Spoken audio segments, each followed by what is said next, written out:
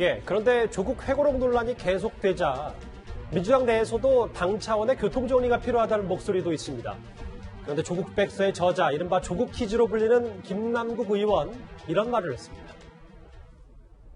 저는 조국 전 장관님은 민주당 당적을 가진 적이 없습니다. 그리고 이 사건의 본질이 제대로 언론에 보도되지 않은 측면이 분명히 있거든요. 잘못된 것은 역사적 기록으로서 분명히 남기는 게 저는 중요하다. 이현정 의원님. 네. 글쎄요, 김남국 의원의 얘기는, 글쎄요, 조국 전 장관이 민주당 사람이 아니다. 당이 사과하는 건 부적절하다. 이런 입장을 밝혔습니다. 어디 당 사람인가요?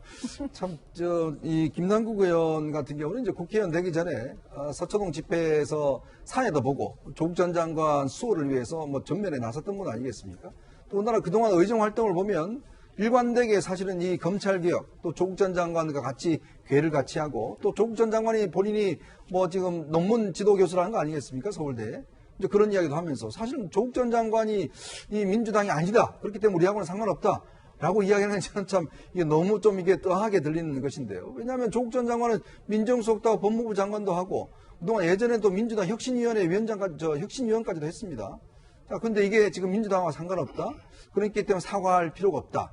그건 제가 볼 때는 좀 앞뒤가 안 맞는 논리가 아닌가. 결국 왜냐하면 이번 선거 4.7 재보궐선거 끝났을 때 민주당에 있는 많은 분들이 뭐냐면 내로남불 사과합니다 이야기를 했잖아요. 예. 그 내로남불의 출발점이 바로 조국 전 장관이었습니다. 그리고 또 더군다나 더민초라는 초선들이 20, 30대 또 40대, 50대 분들을 초청해서 FGA라는 이걸 했잖아요. 직접 물어보고 이번 사태 뭐냐. 대부분의 분들이 무슨 이야기를 했냐면 이 조국 사태 때문에 사실은 민주당의 지지를 철회했다는 이야기를 많이 했어요. 그렇다면 이게 지금 민주당하고 직접적인 관계가 있는 것이지 이제 와서 이제 이 책 낸 걸 가지고 좀 비난받고 또 송영길 대표가 사과해야 된다 등등 여러 가지 이야기 있으니까 지금은 사과할 필요가 없다. 근데 더군다나 김남국 의원 말고 다른 의원들은 조국 전 장관에 대해서 정청래 의원이나 이런 분들은 조국 전 장관 책 5권 샀다. 다 올리고 있습니다. 예. 근데 이제 본인은 조국 전 장관하고 상관없다고 이야기를 하면 글쎄요. 먼저 당에 가서 먼저 그분한테 한번 물어보시죠. 조국 전 장관하고 상관없는 것인지. 제가 보기에 옛날에 박근혜 대통령요, 당직이 없죠. 그런데 김종인 비대위원장이 사과했습니다. 그는 이제 당적하고 저는 관계없고요. 그리고 이제 조국 전 장관에게 민주당 당적은 없는지 모르지만, 그렇지만 이게 문재인 정권의 민정수석 법무장관이었습니다. 예. 핵심 인물 아닙니까? 그럼 이게 과연 이게 당하고 전혀 무관합니까? 따라서 저는 당적이 없었다는 형식 논리로 당이 사과할 필요 없다. 이건 도저히 납득이 안 되고요. 그 다음에 두 번째, 과연 이게 사과하는 게 지금 도움이 되는가, 실익이 있는가? 저는 이것도 이게 물론 이제 극렬 지지층 일부만 바라보고 한다면야 뭐 사과 안 하는 게 더 나을 수도 있을지 모르지만, 예. 그러게 저희가 보궐선거나 보듯이 가장 핵심은 이게 중도층에 어떻게 보면 이게 스윙보트 왔다 갔다 하는 중도층의 표심 아닙니까? 그럼 이게 이분들은 과연 이게 조국 장관에 대해서 어떻게 생각했습니까? 이분들의 표는 다 무시해야 됩니까?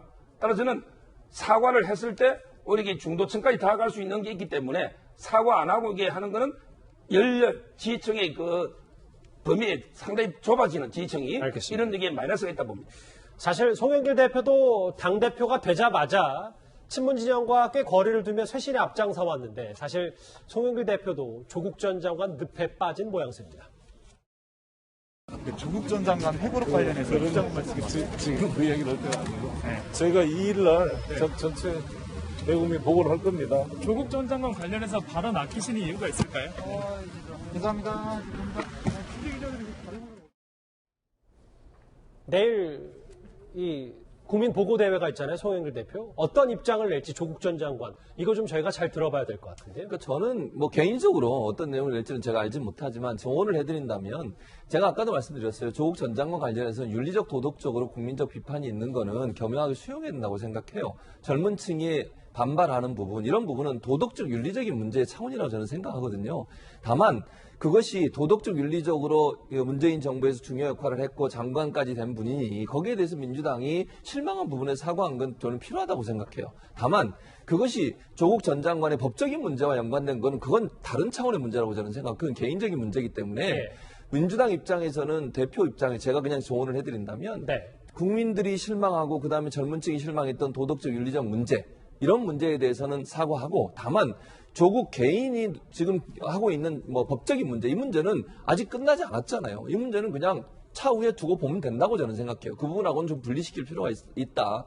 윤리적 도덕적으로는 국민의 실망을 드린 부분은 사과하되 법적으로는 조국 전 장관이 죄가 있냐 없냐는 아직 밝혀진 게 아니잖아요. 그건 그것대로 가면 되는 거다. 그리고 이제 조국 전 장관은 자연인으로서 돌아가서 법적인 투쟁을 하는 것이고 예. 이 문제는 민주당과는 직접적인 연관이 없다 하는 부분을 명확하게 밝힐 필요가 있지 않나 하는 생각이 듭니다.